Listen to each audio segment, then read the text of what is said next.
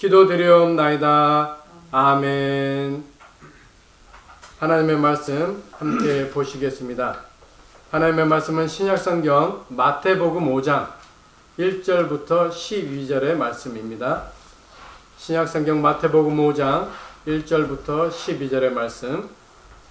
예수께서 무리를 보시고 산에 올라가 앉으시니 제자들이 나온지라 입을 열어 가르쳐 이르시되 심령이 가난한 자는 복이 있나니 천국이 그들의 것이며 애통하는 자는 복이 있나니 그들이 위로를 받을 것이며 온유한 자는 복이 있나니 그들이 땅을 기업으로 받을 것이며 의에 줄이고 목마른 자는 복이 있나니 그들이 배부를 것이며 긍휼히 여기는 자는 복이 있나니 그들이 긍휼히 여김을 받을 것이며 마음이 청결한 자는 복이 있나니 그들이 하나님을 볼 것이며 화평하게 하는 자는 복이 있나니 그들이 하나님의 아들이라 일컬음을 받을 것이며 의를 위하여 박해를 받은 자는 복이 있나니 천국이 그들의 것임이라.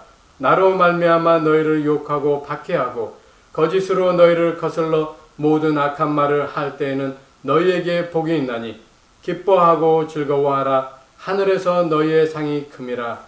너희 전에 있던 선지자들도 이같이 박해하였느니라. 아멘. 이 시간 복이 있는 사람이라는 제목으로 목사님께서 말씀을 전해주시겠습니다. 많은 은혜 받으시기 바랍니다.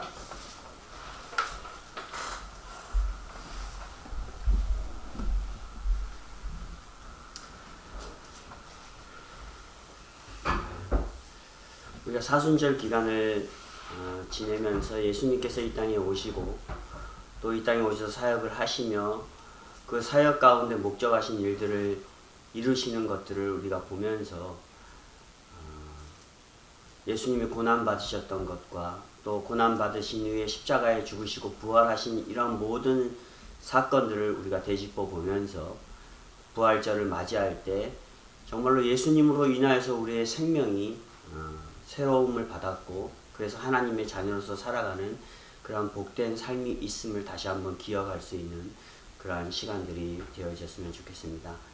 특별히 본문 말씀을 통하여서 복이 있는 사람이다 라는 말씀을 우리가 생각하면서 우리 자신들이 예수 그리스도로 인하여서 복 있는 사람으로서 살아가고 있는지 아닌지를 생각해 볼 수 있는 그러한 시간이 되어졌으면 좋겠습니다. 예수님이 이 땅에 오셔서 사역을 시작하시기 전에 광야에서 40일간 금식을 하시며 공생의 사역을 준비하였습니다. 그리고 그 기간에는 마귀에게 시험을 받게 됩니다. 시험을 받으신 예수님은 이 땅에 인간의 몸으로 오신 성자의 인격을 분명하게 보여주십니다. 그 인격의 모습은 바로 무엇이었습니까? 사탄이 시험받는 것을 이기시는 사건을 통하여서 보여주셨는데 영혼의 욕구가 육체의 욕구를 억제하는 것을 통하여서 그가 성자이심을 우리에게 보여주셨고 또 이성의 자아가 필요한 것들 먹을 것과 입을 것과 가질 것과 소유욕 이 모든 것들을 억제하심을 통하여서 그가 인간이 아닌 성자로서 이 땅에 오셨음을 분명하게 보여주었습니다.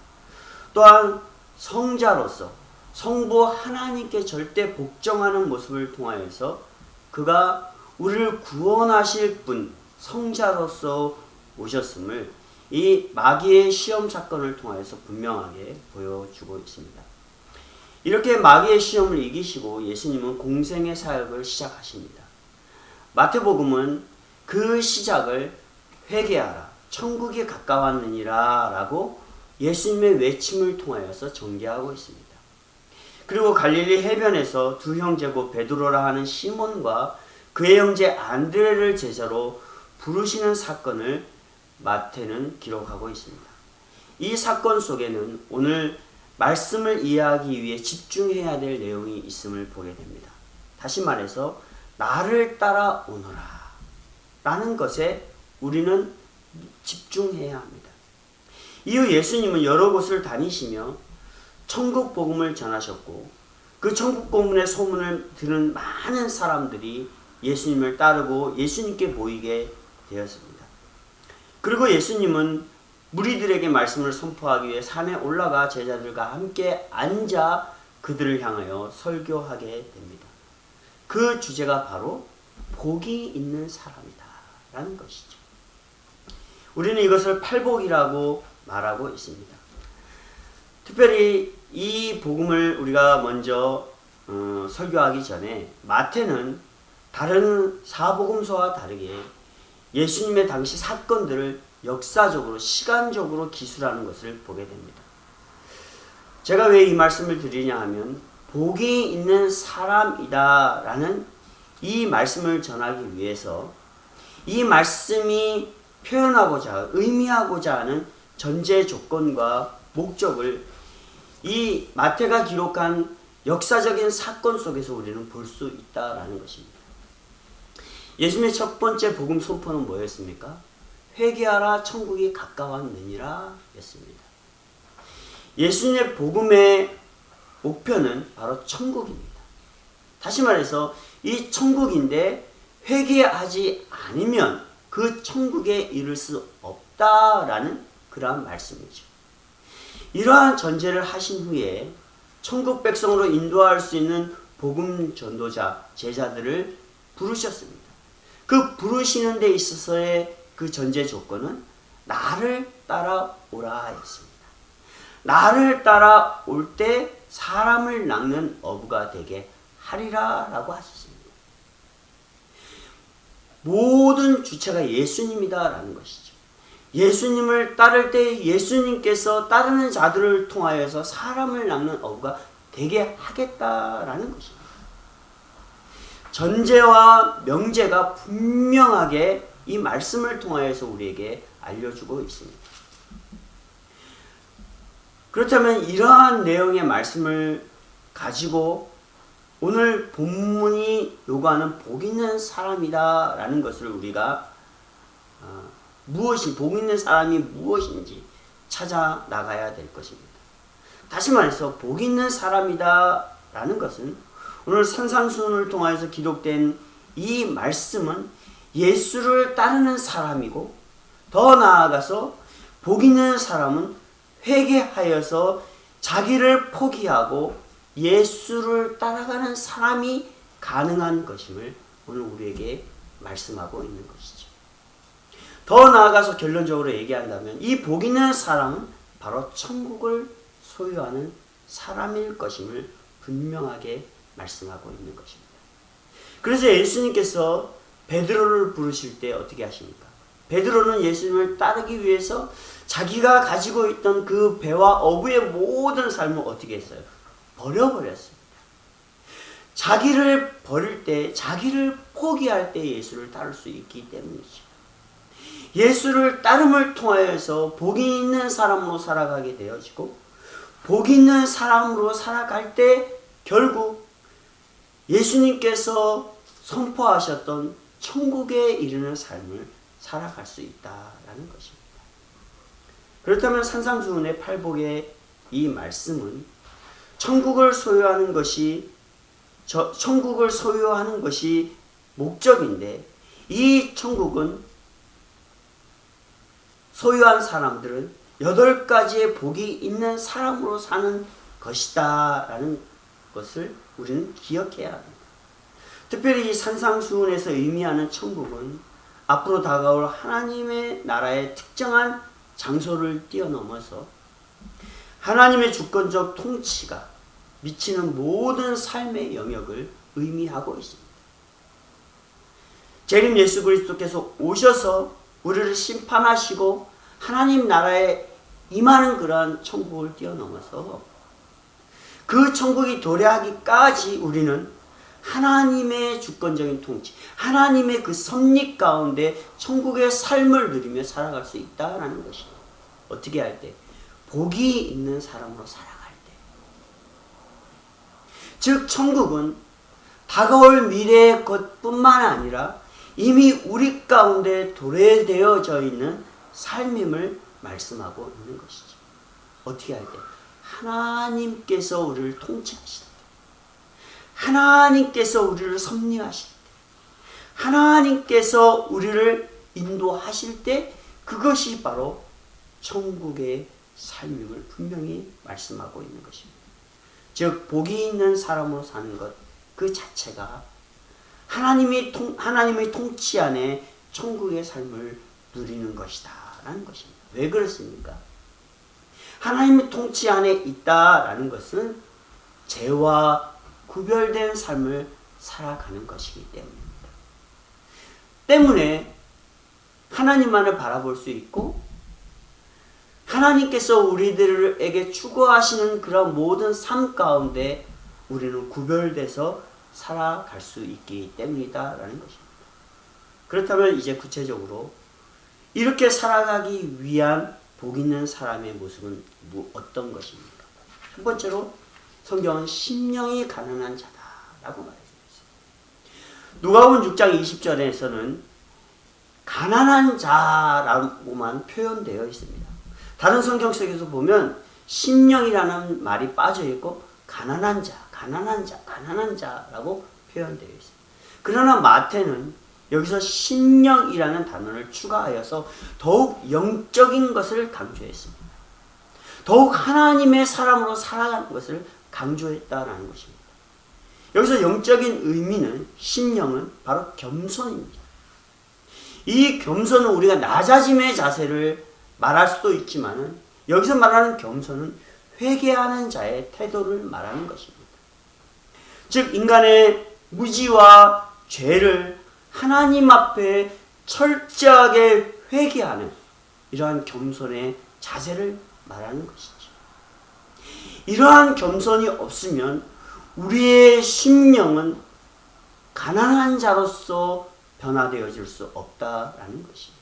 다시 말해서 회개하지 아니하면 하나님 앞에 철저하게 내가 죄인임을 고백하지 아니하면 우리는 가난한 자로서 하나님 앞에 살아갈 수 없다라는 것이. 왜?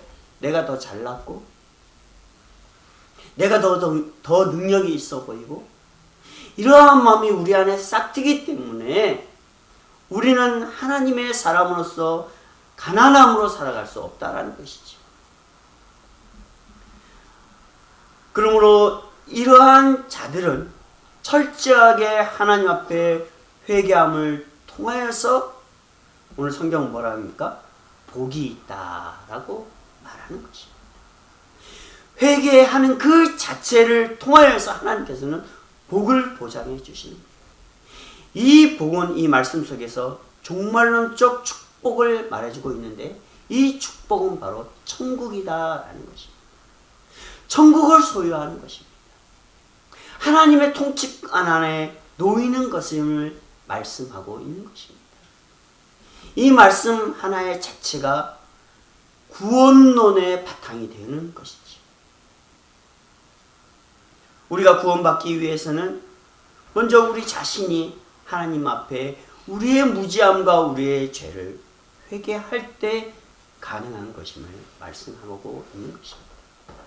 이렇게 되어질 때 우리의 심령이 가난하여서 예수님을 바라볼 수 있고 예수님이 우리 가운데 이루셨던 이러한 모든 삶을 통하여서 우리도 예수님을 따르는 자로서 살아갈 수 있는 것입니다. 두 번째로 라고 말합니다. 요즘 뜻하지 않은 코로나19로 인하여서 죽음을 맞이하는 사람들이 참 많이 있습니다. 저희 노예의 부노회장을 지냈던 장로님도 얼마 전에 이 코로나로 하나님의 나라에 가셨습니다. 이들을 위해 우리가 할 수 있는 것은 바로 무엇입니까? 애통하는 것입니다. 다른 말로 표현하면 애도하는 것입니다. 그러나 오늘 본문은 이런 애도의 의미에 국한된 것이 아니라 하나님과 인간 사이에 갈라놓은 죄로 사망 가운데 있는 인간 자신의 모습에 애통하는 것임을 의미하고 있습니다. 인간이 죽음으로 인하여서 애통하는 것이 아니라 죄의 사망 가운데 죽어가는 인간의 모습을 바라보며 우리가 애통하는 것이에요. 그들을 애도하는 것이에요. 즉 죄의 모습으로 살아가는 자들을 바라보며 애통하는 것입니다. 때문에 예수님은 제자들을 부르시며 나를 따르라. 그렇다면 사람을 낚는 어부가 되게 하겠다 라고 하십니다.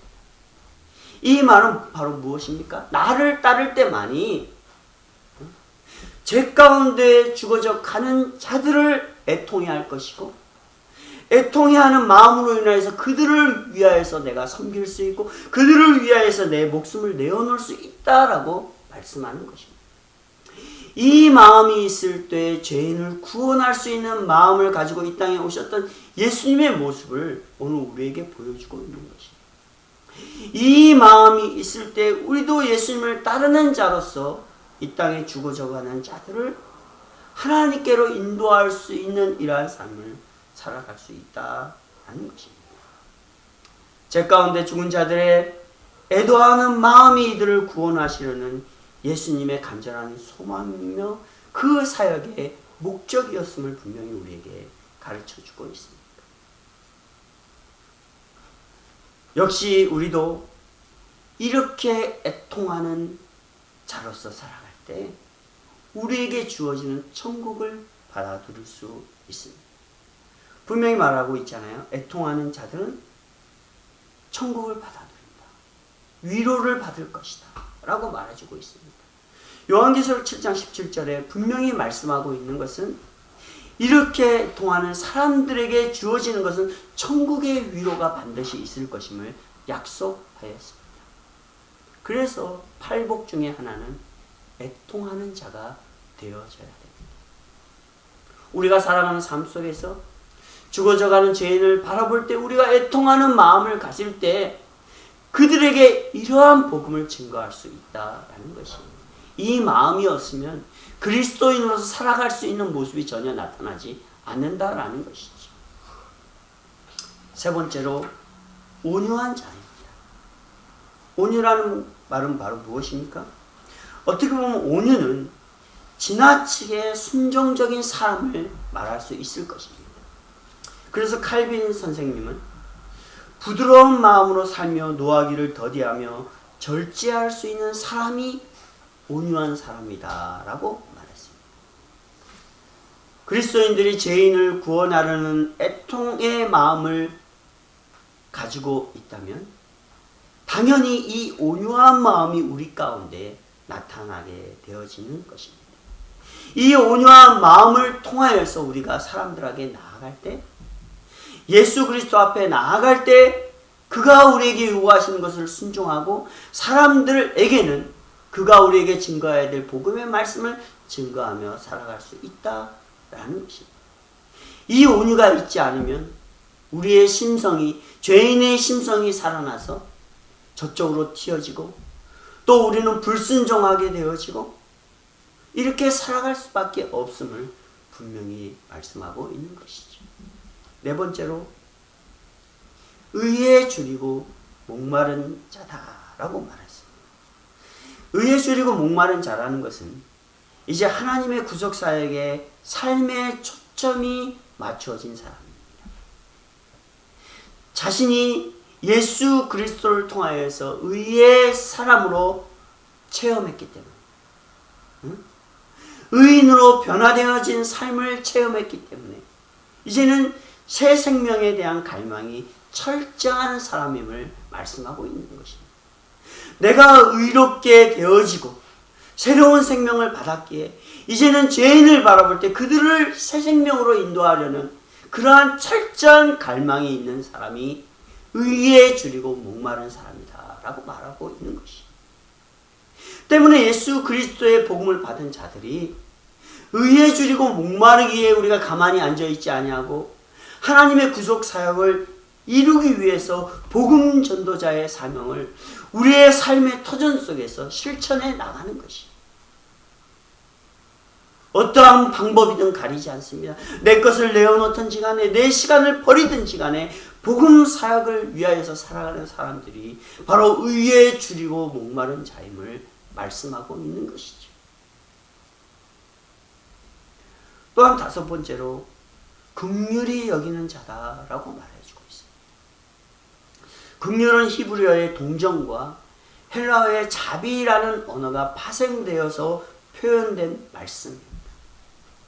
죄인을 위해 독생자 예수 그리스도를 보내신 아버지의 마음이며 그 아들 예수 그리스도가 죄인을 위해 자신의 몸을 십자가에 버리신 그러한 삶의 태도가 바로 긍휼이다라는 것입니다.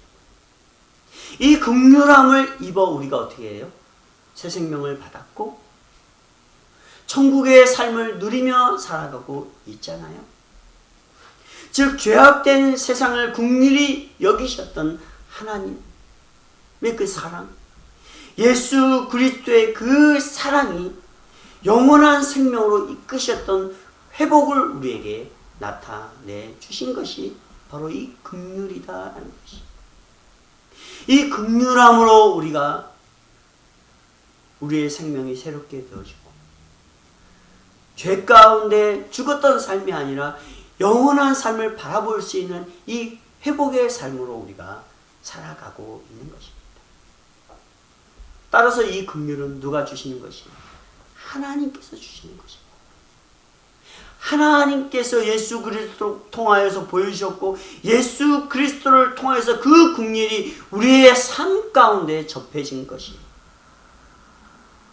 때문에 우리는 하나님께로부터 받은 이 긍휼을 우리가 실천해 가야 되는 것입니다. 이 긍휼의 시작은 우리도 남을 위해서 죽으라는 것이 아니에요. 이 긍휼의 시작은 작은 섬김으로부터 시작되어져야 합니다. 소자에게 냉수 한 그릇을 주듯이 우리 역시도 사람들에게 복음을 증거하기 위해서 작은 섬김과 나눔을 실천함을 통하여서 긍휼이 싹이 트게 되어지는 것입니다. 예수님을 믿기 때문에 이 긍휼을 반드시 실천해 나가야 합니다.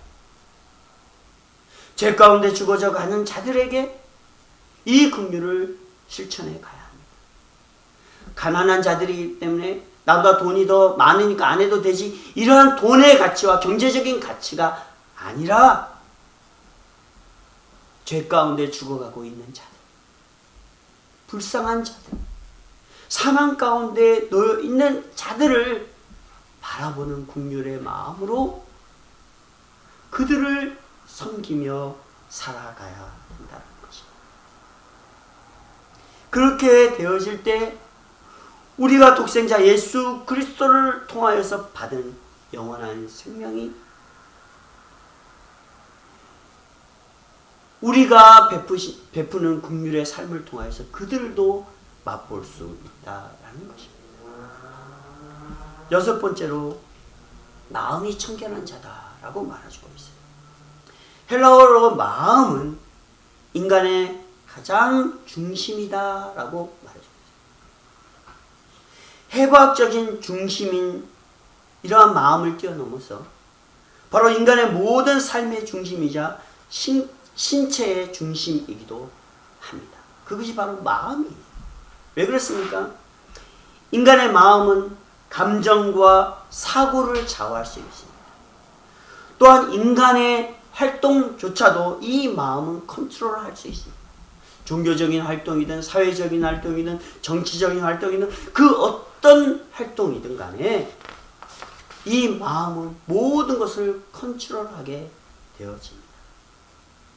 때문에 유대인들은 이 마음을 정결의 종교적 의식으로 규정하였습니다. 그래서 유대인들은 어떻게 해요? 유대 음식법과 절기법과 모든 법들을 많이 규정해서 지키고 있죠. 이 마음을 다스리기 위해서.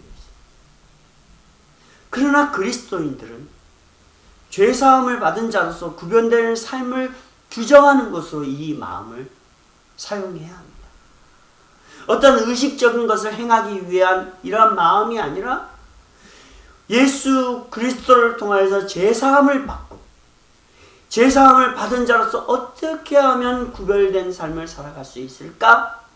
라는 것을 통제하고 컨트롤할 수 있는 것이 이 마음이 되어져야 합니다. 그래야 어떻게 해요? 성경에 보면 하나님을 볼 것이요. 이 마음으로 살아가지 않으면, 정결한 마음으로 살아가지 아니하면 하나님을 볼 수 없기 때문에, 하나님의 통치권 안에 벗어나기 때문에 그렇다면 어떻게 해요? 우리에게 천국이 보장되지 않는 것이지.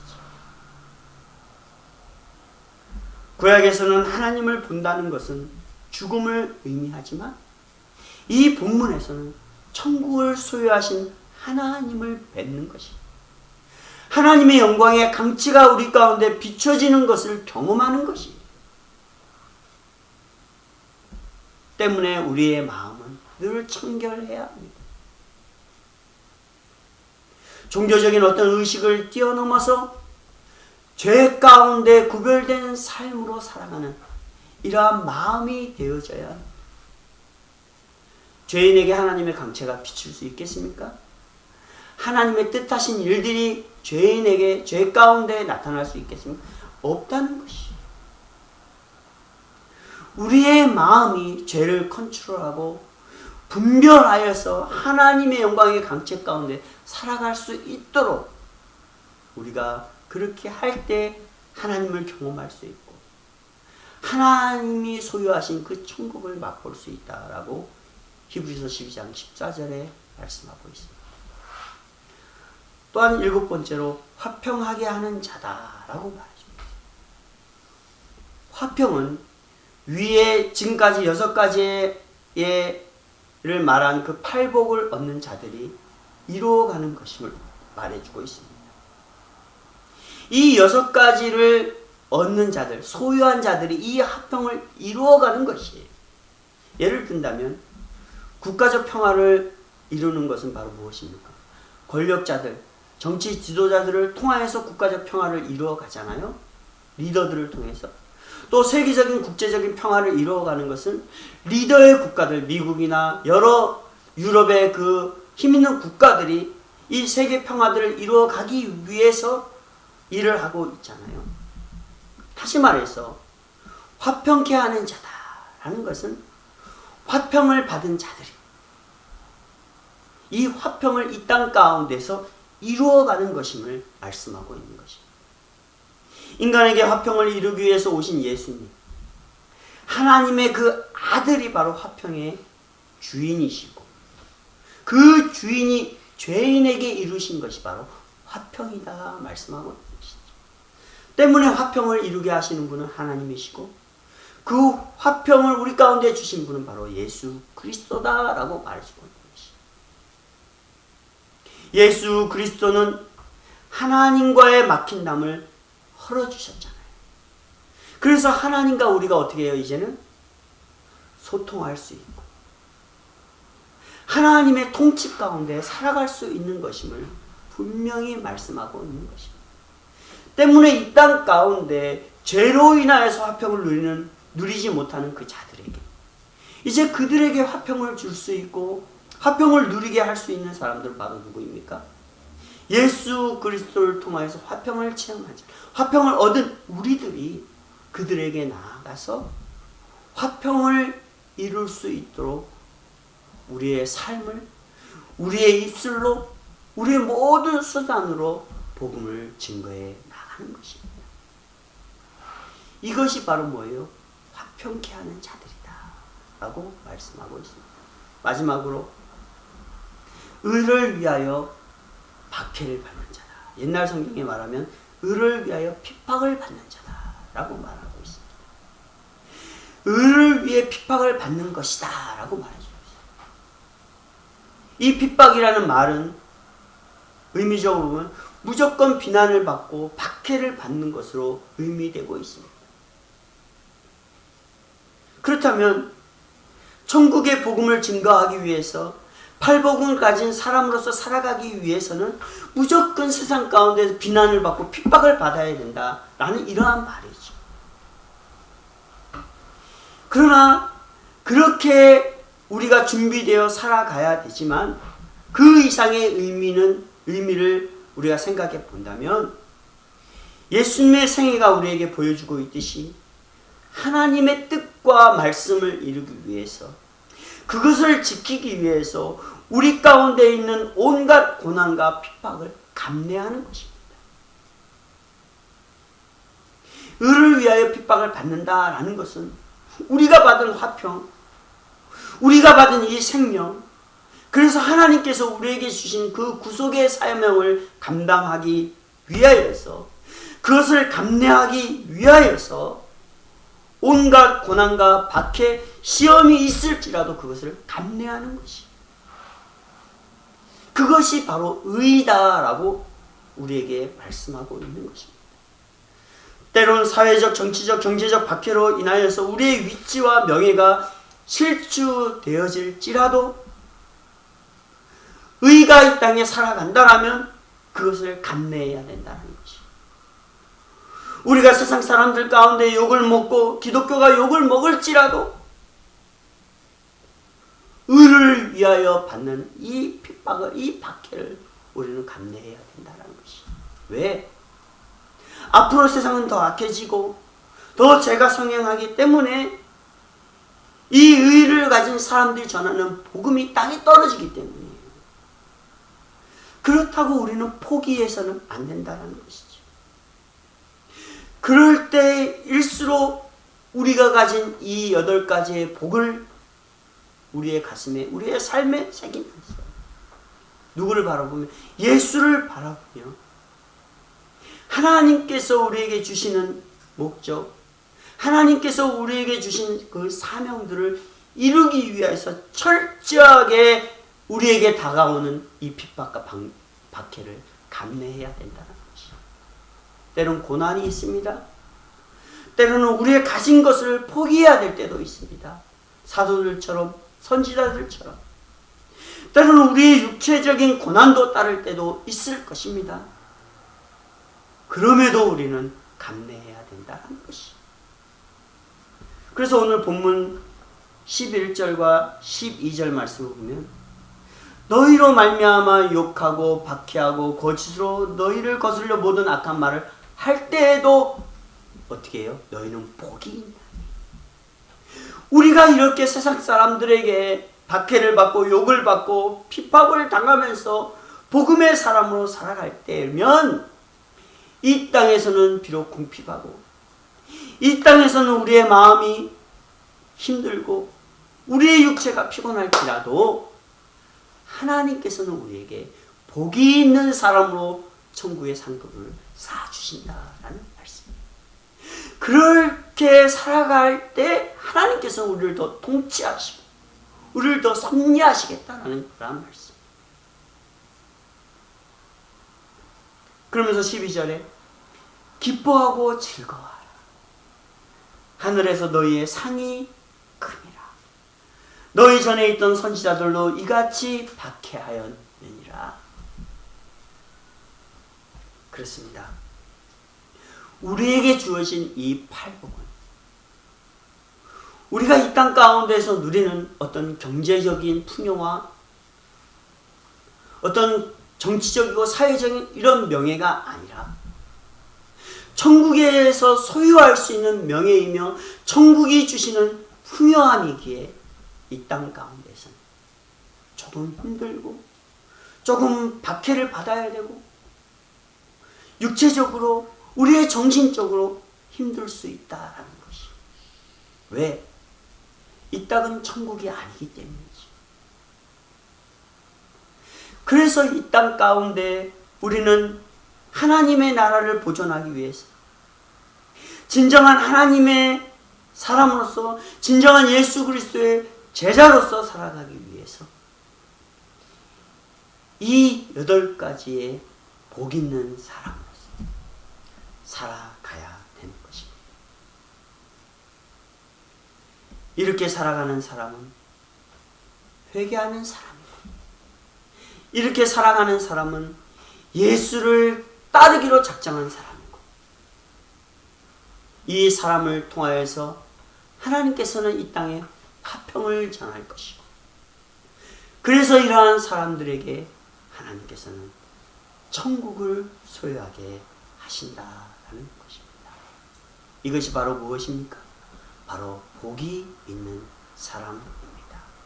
사랑하는 성도 여러분, 복이 있는 사람으로서 살아가기 위해서 이 땅 가운데 오신 예수 그리스도를 다시 한번 바라보시고, 그가 복이 있는 사람으로 우리에게 보여주던 그의 생애를 돌아보며 우리가 다시 한번 복 있는 사람으로 하나님 앞에 나아갈 수 있는 그런 우리 성도들이 되어지시기를 주님의 이름으로 부탁을 드립니다.